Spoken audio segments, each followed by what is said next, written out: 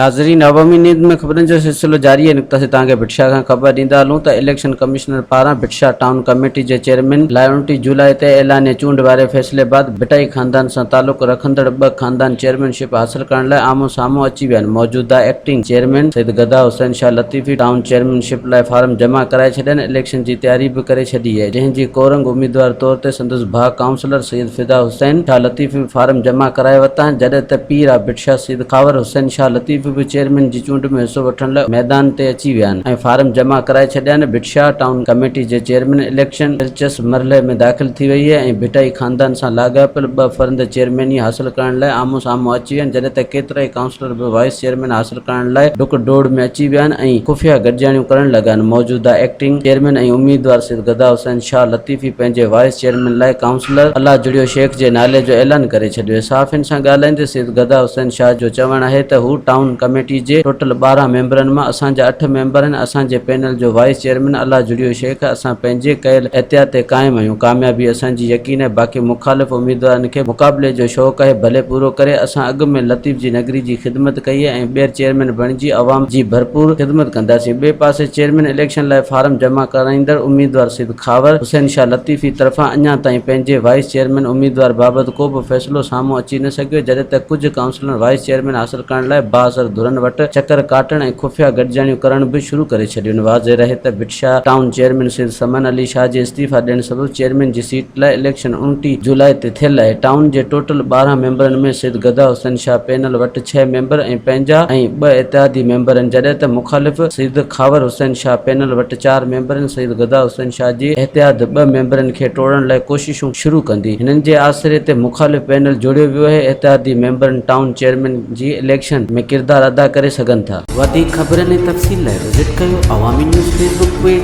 YouTube page ऐं अवामी news website.